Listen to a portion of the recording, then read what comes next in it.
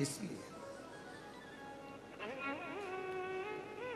पर पार्वती जी मैया को सब मानते हैं, माँ जगतजननी दुर्गा भवानी को सब मानते हैं। पार्वती को मानने का कारण क्या है? माँ जगतजननी को मानने का कारण क्या है? क्योंकि माता पार्वती ने जितनी बार तप करा, पार्वती जी ने खुद के लिए कुछ नहीं मांगा, जन कल्याण के लिए मांगा। शिवजी का विवाह अगर पार्वती जी के साथ में नहीं होता तो शायद तारकासुर का अंत नहीं होता। तारकासुर मरता नहीं।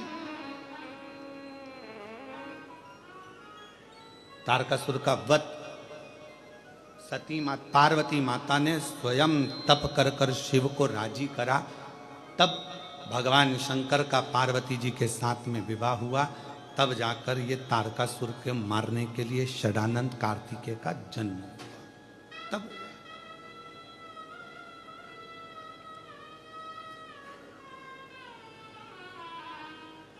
आप सबको मालूम होगा, एक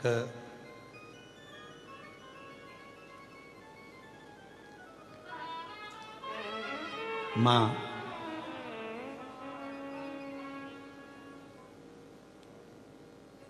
दुर्गा भवानी का एक नाम मां पार्वती का रक्त दंती का है। क्या नाम है?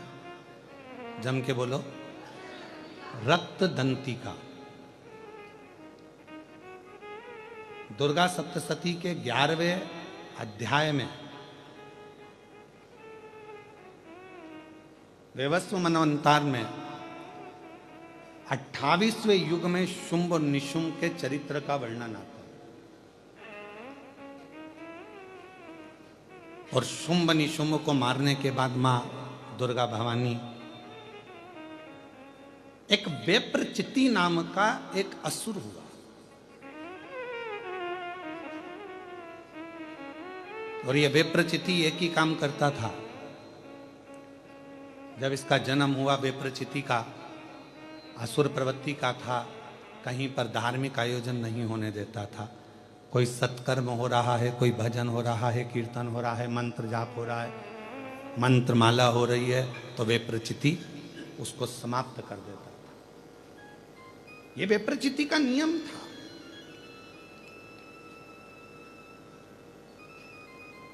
पितरों के पास में अगर कोई भाग जा रहा हो, पितृलोक में अगर कोई भाग जा रहा है, तो पितृलोक के भाग को भी वेप्रचिति खुद खा लेता, खुद धारण कर लेता।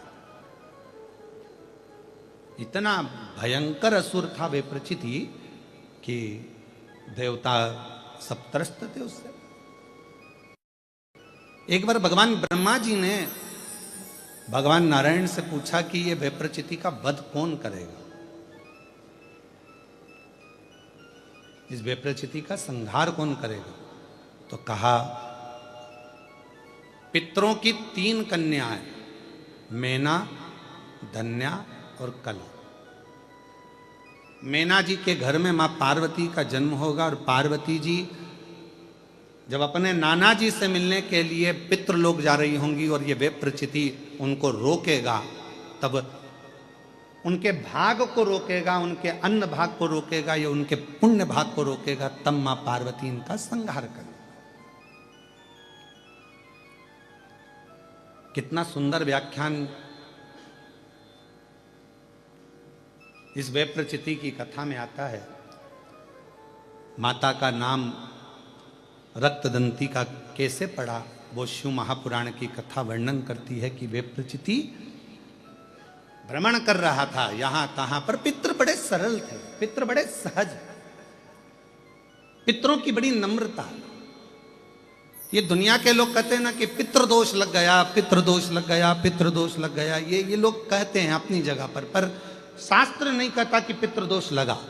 शास्त्र कहता है कि हमारे घर के पितर, हमारे घर के पूर्वज हमको देखकर हमेशा खुश होते हैं, कभी बद्दुआ नहीं देते हैं, कभी बद्दुआ नहीं देते। पर घर के बच्चों का एक नियम होना चाहिए, घर के बुजुर्गों का, घर के रहने वाले व्यक्ति का, घर में रहने वाला एक एक व्यक्ति का यह नियम होना चाहिए कि 16 श्राद्ध जब आए तो उन 16 श्राद्ध में आप अपने पूर्वजों को धन्यवाद दो, प्रणाम करो, नमन करो, दान करो, पुण्य करो। कुछ ना बने तो कम से कम गौ माता को एक रोटी गुड़ रखकर, शक्कर रखकर, मीठा रखकर गौ माता को 16 दिन में एक दिन तो कम से कम गौ माता को रोटी दो। ये श्राद्ध के बावजूद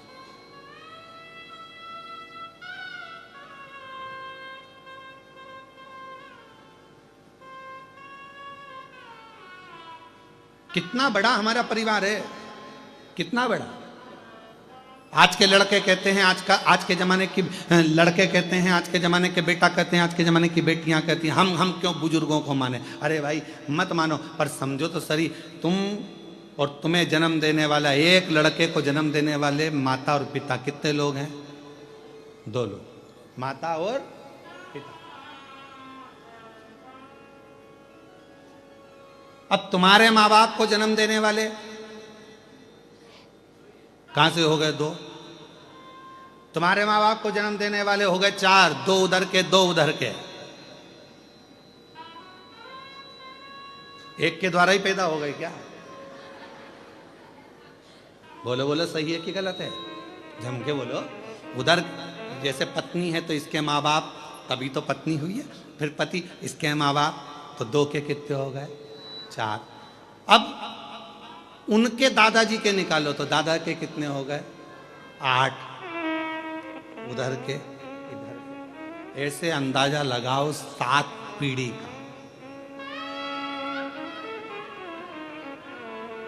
ऐसे अंदाजा लगाओ 7 पीढ़ी का, और 7 पीढ़ी का अंदाजा लगाकर देखोगे तो मालूम पड़ेगा कि जितना 7 पीढ़ी के अंतर्गत जो पूर्वजों का एक तत्व सब में रहा है, वो तत्व हम में भी रहता है। जैसे पिताजी को चिड़चिड़पन रहा है, तो वो पिताजी को भी रहेगा, उसकी औलाद को भी रहेगा, उसके पोते को भी रहेगा, उसकी पोती को भी रहेगा। ये नियम है, नीति है, वहीं से चला आ रहा है, इसको कोई रोक नहीं सकता है। अब इसको तुम सोचो, पत्नी सोचे मैं अपने पति का चिड़चिड़पन खत्म कर दूं, या पति सोचे मैं अपनी पत्नी का चिड़चिड़पन खत्म कर दूं, तो नहीं हो सकता। ये पूर्व का चला आ रहा है, 7 पीढ़ी का। थोड़ा ना थोड़ा, थोड़ा ना थोड़ा, थोड़ा ना थोड़ा हमारे शरीर में रहता है। जब माता पिता का वो तत्व हमारे शरीर में रहता है, तो हमारा फर्ज बनता है कि जब हम श्राद्ध पक्ष में गौ माता को अगर एक रोटी देते हैं, तो ये सबको उसका फल मिल जाता है और पितरों का कल्याण हो जाता है। अब हम तो साधारण भाषा में, सजता में, हम क्यों माने? मत मानो, हमें क्या करना? आग लगे बस्ती में, अपन रहें मस्ती में, क्या किसको रोई है चादर तान के। हम क्यों माने? हमें क्या करना? मत करो। वो क्या बोलते हैं? आई डोंट माइंड, हमें क्या करना? क्या मतलब? तुम्हारा मन हो जो करिए, पर निवेदन है, बिना आप उस बखाड़े को क्यों कहता? 7 पीढ़ी में हजारों लोग, और एक घर का एक बेटा यदि श्राद्ध पक्ष में गौ माता को एक रोटी देता है, किसी संत साधु ब्राह्मण तपस्वी साधक उपासक को एक अन्न का निवाला देता है, तो उसका फल पूरों को प्राप्त हो जाता है।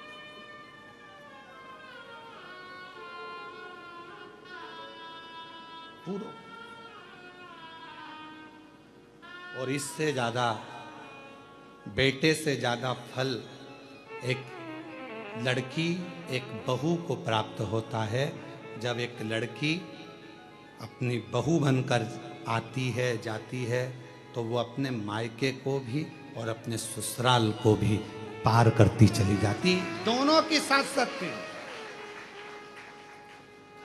ये क्यों शिव महापुराण में मेरी माताएं, मेरी जीजियां इतनी कथा में बैठती हैं? हमसे लोग कहते हैं तुम्हारी कथा में सबसे ज्यादा महिलाएं आती हैं, तो भाई के प्रति उनका प्रेम है, मेरी बहन है, उनकी प्रियता है। तो कहा आपकी कथा में सबसे ज्यादा महिलाएं जाती हैं, सबसे ज्यादा महिलाएं, तो उनका प्रेम है, मेरी जीजियां हैं, मेरी बहन है, प्रेम है उनका, और उनका आना जरूरी है। क्योंकि एक नारी जब कथा श्रवण करती है, तो वो ससुराल की भी 7 पीढ़ी को तार देती है और मायके की भी 7 पीढ़ी को तार देती है। ये स्नेह।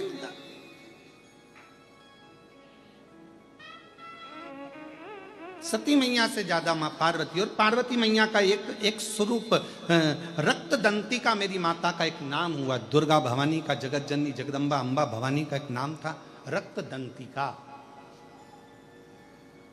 रक्त दंती।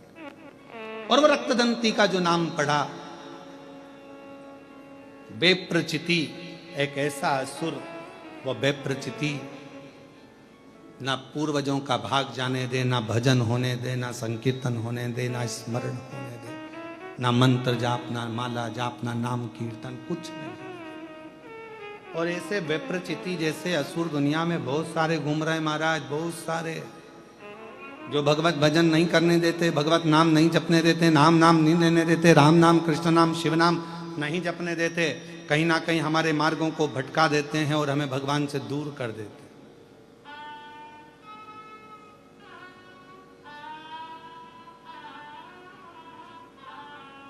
विप्रचिति जैसे असुर ढेर सारे हैं जो भगवान के नाम से दूर हटा देते हैं, दूर। हे त्रिपुंडधारी, हे त्रिशूलधारी, हे त्रिपुंडधारी, हे त्रिपुंड। बेप्रचिति नाम का असुर कोई सत्कर्म नहीं करने देता है, कोई सत्कर्म, भगवत भजन नहीं करने देता। ऐसे दुनिया में ना जाने कितने लोग हैं जो भगवान के भजन से लोगों को दूर करते हैं, डर उत्पन्न करते हैं, भय उत्पन्न करते हैं। शिव महापुराण ने सारे डर हटा दिए, शिव महापुराण ने सारे भय हटा दिए। शिव महापुराण ने कह दिया, आप शंकर को एक लोटा जल चढ़ाओ और अपनी जिंदगी मस्त बनाओ, यही जीवन का एक सार्थक। भय से मुक्त करा है शिव पुराण ने। पहले लोग डराते थे, शंकर मंदिर मत जाना, गर्भवती नारी है तो शिव को जल मत चढ़ा। कौन से पुराण में लिखा, कौन से शास्त्र में लिखा कि नारी गर्भवती हो जाए तो शंकर जी को जल ना चढ़ाए, शंकर जी के मंदिर नहीं जाए, शिव जी की आराधना ना करे? कल हमने पत्र पढ़ा था, उस पत्र में लिखा था कि 9 महीने तक वो महिला शिव के मंदिर जाती रही और सब ने कहा था कि इसके घर में लड़की होगी, क्योंकि 2 पहले थी तो कहा कि लड़के का योग नहीं है, पत्रिका दिखा ली, हाथ दिखा लिया, सब महाराज ने कह दिया लड़की होगी, लड़की होगी। शंकर पर भरोसा करा, पूजन करी, 9 महीने जाती रही, आखिर में पुत्र रत्न की प्राप्ति हुई। ये शिव कृपा।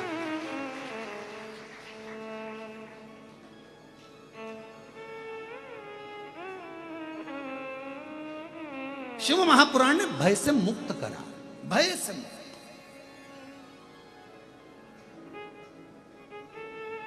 कई लोग कह देते हैं गुरुजी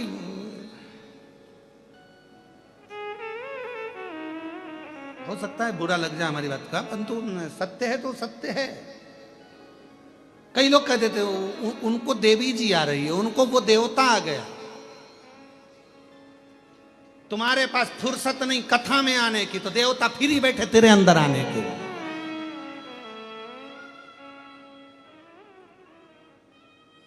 तुमको फुर्सत नहीं है कथा में जाने की। बोलो बोलो, सही है कि गलत है?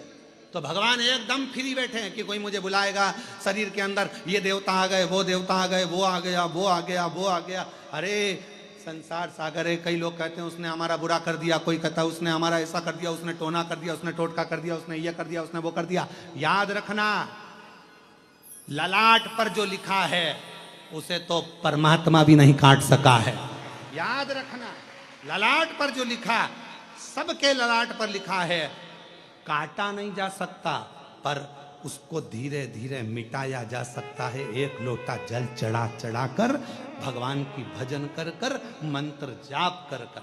बोलो, राम जी के साथ में कितने, भगवान राम जी के पास में कितने बड़े बड़े गुरु थे। भगवान राम जी के पास में, भगवान कृष्ण के पास में कितने बड़े बड़े गुरु थे। सारा त्रिकालदर्शी थे, सब कुछ जानते थे, सब कुछ बता सकते थे। पर राम जी के वनवास को क्या रोक सके? नहीं, क्योंकि जो लिखा था वो हुआ। बस ये है कि जाते जाते मेरे राम जी से स्वयं जा रहे थे तो दशरथ जी ने कह दिया था, गुरु बाबा ने कह दिया था, राम तुम वन जा रहे हो 14 वर्ष के लिए, एक बात कहूं, जाना तो पड़ेगा पर तुम्हें मालूम नहीं पड़ेगा वन का समय, इसलिए काम करना, शंकर भगवान के पार्थिव लिंग की पूजन करना। मेरे राम जी का नियम था प्रतिदिन पार्थिव लिंग का निर्माण करते थे, इसलिए अयोध्या से लेकर लंका के बीच में रामेश्वर धाम तक जितना राम पथगमन बना हुआ है, उस राम पथगमन पर अपनी गाड़ी को लेकर जाइए। जब भारत सरकार ने राम पथगमन बनाया है, पूरे राम पथगमन पर जाकर देखिए, जितने राम जी के मंदिर राम पथगमन पर नहीं मिलेंगे, उतने शंकर जी के मंदिर मिलेंगे, क्योंकि शंकर के पार्थिव लिंग का पूजन किया है भगवान राम ने, पार्थिव लिंग का पूजन किया।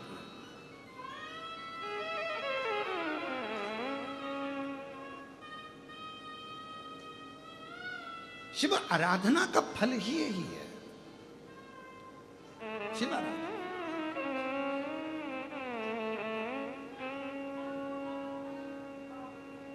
भगवान शंकर की आराधना का सुख आनंद ही है।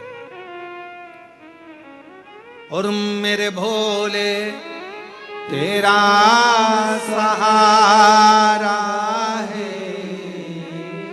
मेरे भोले तेरा सहारा है, मेरी नैया का तू किनारा है, मेरी नैया का तू किनारा है, मेरे बाबा तुझे पुकारा है, मेरे बाबा तुझे पुकारा है, मेरी नैया का तू किनारा है, मेरी नैया का तू किनारा है। आपकी श्रेष्ठता परमात्मा के भजन में, जैसे मां जगतजननी जगदम्बा अम्बा पार्वती देखती हैं विप्रचिति को, और विप्रचिति क्या कर रहा है, आज मां पार्वती जी अपने नाना के घर पितृलोक में जा रही थी और विप्रचिति वहां बैठा हुआ था, बैठा। पार्वती अपनी अलमस्ती आनंद में, भक्ति में, भजन में डूबती हुई जा रही।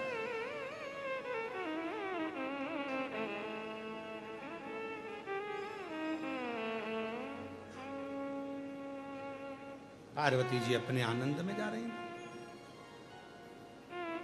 भजन करती करती, स्मरण करती करती, मंत्र जाप करती करती, नाम जप करती करती चली जा रही। देवाधिदेव महादेव भगवान शिव, ओगड़दानी त्रिकालदर्शी कैलाशी विनाशी भगवान शंकर, संपूर्ण जगत का कल्याण करने वाले भगवान शिव की पवित्र कथा कह रही है। शिव महापुराण की कथा कह रही है।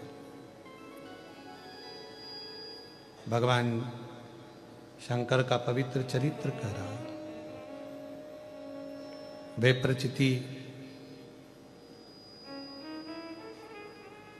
मां जगतजननी जगदम्बा अम्बा पार्वती मैया को रोक लिया। कुछ लोगों की आदत रहती है कि भगवत भजन करने वालों को, भगवत मंत्र जपने वालों को, नाम कृष्ण नाम, शिव नाम, भगवान का नाम जपने वालों को या भजन करने वालों को अर्चन उत्पन्न करना।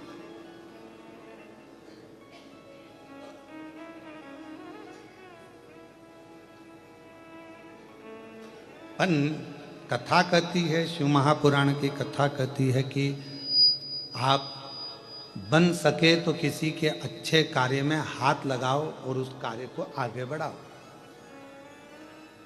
पर कोई अच्छा कार्य हो रहा हो तो उसमें अड़चन उत्पन्न मत करो, उससे तकलीफ होती है, कष्ट होता है। भोगना किसी दूसरे को नहीं है, अपने आप को भोगना।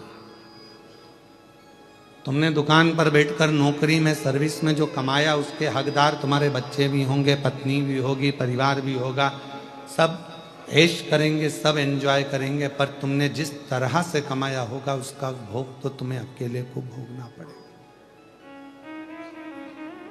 उस कर्मदंड को कोई दूसरा नहीं भोग सकता, उसको स्वयं को भोगना।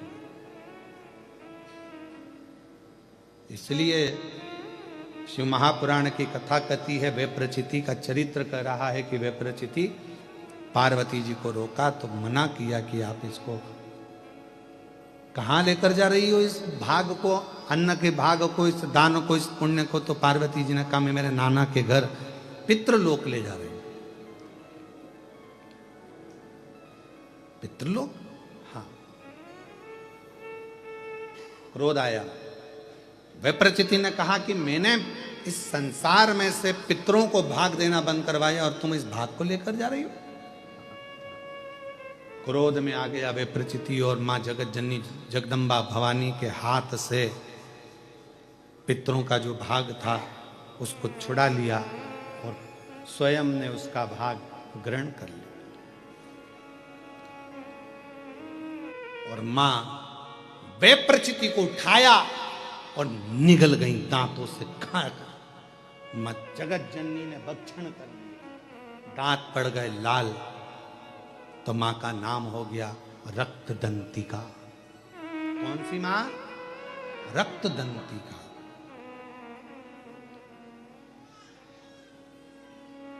दुर्गा सप्तशती के 11वें अध्याय का ये वर्णन अपनी जिंदगी में याद रखना, उतार कर रखना कि जब व्यक्ति के जीवन में अगर उसे ऐसा लगता है भय, उसे लग रहा है कि मेरे पितर मुझे परेशान कर रहे हैं, उसे लग रहा है कि मुझे ये कष्ट हो रहा है, मुझे लग रहा है कि ये तकलीफ आ रही है, तो माँ जगत जननी का रक्तदंती का नाम भी हमारे भय को दूर करता है, हमारे कष्टों को दूर करता।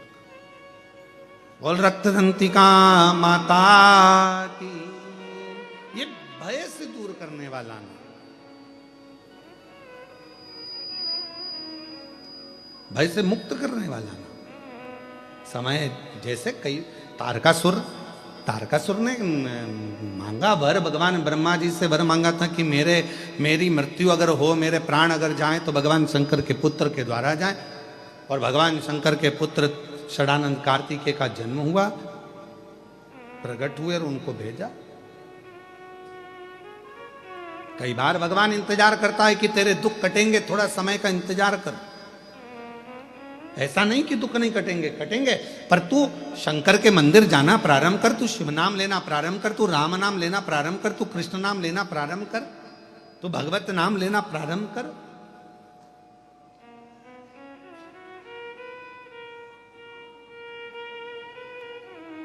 ले ना। एक बहन जी ने एक प्रश्न करा, क्या गुरुजी हम आप कहते हो कि भगवान का नाम लेना चाहिए, भजन का नाम, भगवान का स्मरण करना चाहिए। मेरे मुख पर अगर राधा का नाम हो, राधा राधा अगर मैं जपूं तो शिव जी का नाम हो जाएगा? क्यों नहीं होगा? देवी भागवत को पढ़िए। देवी भागवत में भगवान शंकर पार्वती जी को वचन देते हैं। जिस समय पर पार्वती जी ने भगवान शंकर से कहा कि क्या आप, भगवान शंकर से पार्वती जी कहती हैं प्रभु कृपा करिएगा, एक बार मुझे, पार्वती जी कहती हैं मुझे पुरुष बनना है और आप मेरे लिए एक स्त्री बनो, मुझे भी देखना।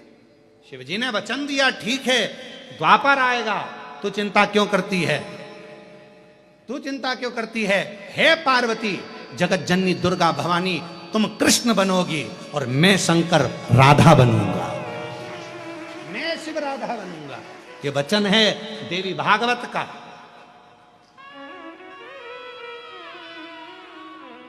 क्यों चिंता करते? लोग कहें राम नाम बोलें, कृष्ण नाम बोलें, शिव नाम बोलें, राधा नाम बोलें, ये नाम बोलें, वो नाम बोलें। भटकते वो हैं जिनको भटकाया जाता है। कई लोग कहते हैं तुम्हें राधा नाम बोलना पड़ेगा, कोई कहे तुम्हें राम नाम बोलना पड़ेगा, कोई कहे तुम्हें शिव नाम बोलना पड़ेगा, कोई कहे तुम्हें कृष्ण नाम बोलना पड़ेगा। शिव महापुराण कभी ये बंधन नहीं रखती। शिव महापुराण तो ये कहती है तुम्हारे दिल में जो बस जाए, तुम जिसको पुकार लो और तुम्हारे दुखड़े हरने के लिए जो आकर खड़ा हो जाए, तुम उसका स्मरण करना प्रारंभ, तुम्हारे दुख हरने के लिए। पर तुम्हारी विपदा की घड़ी में फिर तुम भटकना मती, तुम्हारी विपदा की घड़ी में फिर नहीं भटकना। फिर विपदा की घड़ी में जो तुमने स्मरण किया है, जिसको हृदय में रखा, तुम उसको पुकारो और वही आएगा, तुम्हारे दुखड़े मिटा कर जाएगा, भटकना नहीं।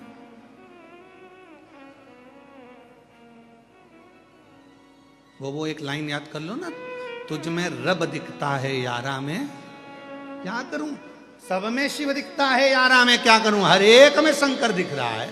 यहाँ तो कैसे, हाँ, आप जितने बैठे हो ना, जितने कथा सुनने के लिए बाहर बैठे हैं, अंदर बैठे हैं, बगीचे में बैठे हैं, आस्था चैनल के सामने बैठे हैं, मोबाइल पर सुन रहे हैं, फेसबुक यूट्यूब पर सुन रहे हैं, ये जितने कथा सुन रहे हैं, जितनी बुजुर्ग माताएं, कोई पलंग पर लेट के कथा सुन रही है, कोई सोफे पे बैठ के कथा सुन रही है, कोई जमीन पे बैठ के कथा सुन रही है, जितने आस्था चैनल पर लोग कोई फोटो रखकर कथा सुन रहे हैं, कोई चावल का दाना हाथ में लेकर कथा सुन रहे हैं, जितने लोग पितृपक्ष में ये कथा को श्रवण कर रहे हैं, आप सब भी शंकर का कोई तात्विक अंश हो, शिव का कोई अंश आपके अंदर है, नहीं तो तुम शंकर से लगते ही नहीं, शंकर से दूर हो जाओ। तुम्हारे अंदर शिव तत्व है, शिव तत्व।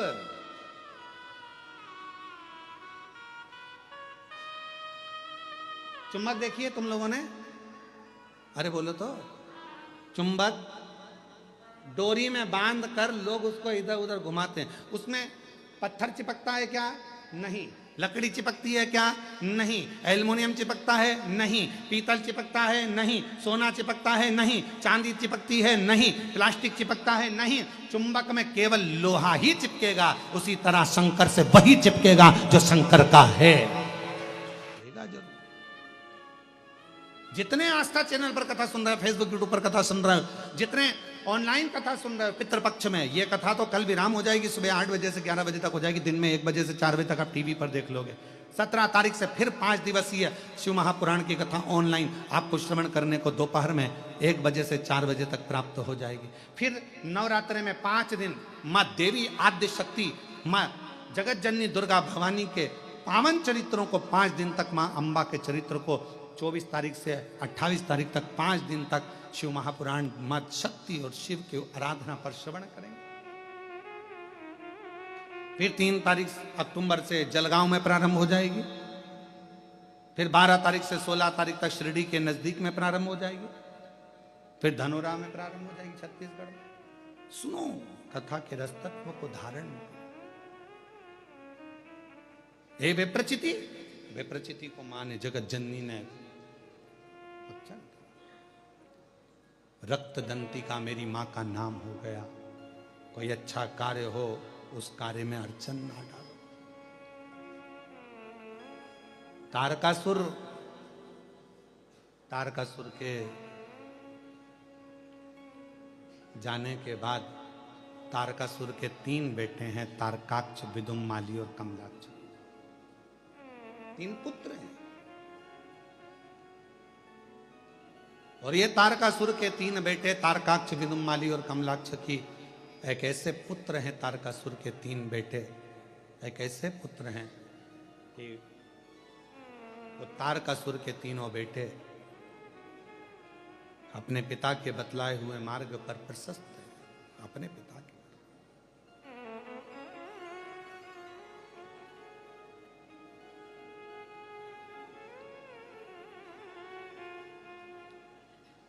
तीन तारकाक्ष, विदुम्माली, कमलाक्ष की 3,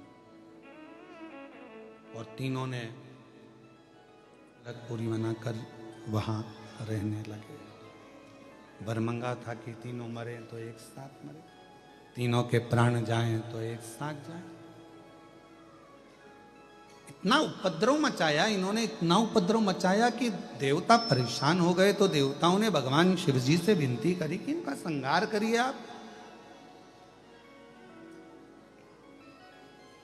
और एक बात अपनी चित्तवृत्ति में उठा कर रखे, उतार के रखिएगा, अपने अंदर एक बात को बिठा कर रखिएगा कि शंकर भगवान का कोई द्रोही नहीं है, शिव जी का कोई दुश्मन नहीं है।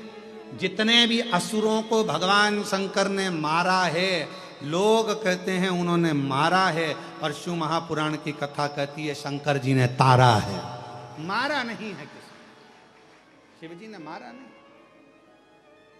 तारा।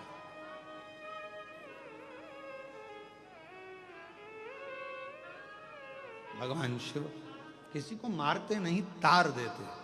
शिव महापुराण की कथा कहती है जो शंकर के मंदिर जाता है, शिव को 1 लोटा जल चढ़ाता है, शंकर का गुणगान करता है, शिव का स्मरण करता है, शंकर के मंत्र को बोलता है, शंकर के नाम जाप करता है, शंकर के मंदिर में झाड़ू लगाए, पोछा लगाए, भगवान शंकर का गुणगान जो करे, शिव उसको तार देता है।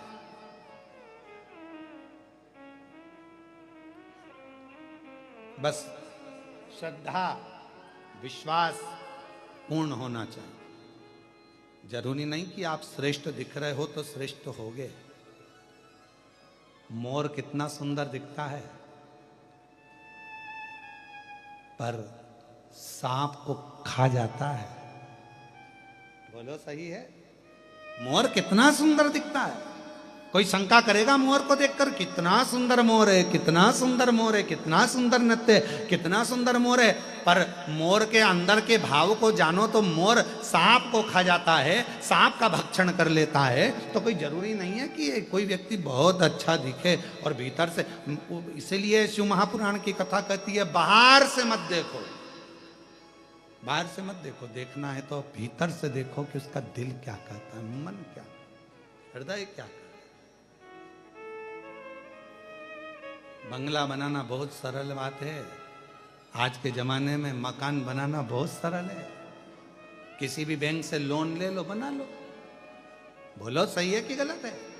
आज के जमाने में बंगला बनाना सरल है, आज के जमाने में मकान बनाना सरल है, आज के जमाने में बिल्डिंग बनाना सरल है। आज के जमाने, क्योंकि लोन लीजिए और बना लीजिए, पैसा तो देने के लिए बैंक बैठी हुई है। लो साहब ले हो, उसको क्या करना, दे वापिस लेते जाएगा, नहीं तो मकान पे कब्जा कर लेगा। तो मकान बनाना सरल है, बंगला बनाना आज के समय में सरल है, बिल्डिंग बनाना सरल है, फ्लैट बनाना सरल है। पर याद रखना, उस मकान में, उस घर में, उस फ्लैट में जितने लोग रहते हैं उसके दिल में घर बनाना कठिन है।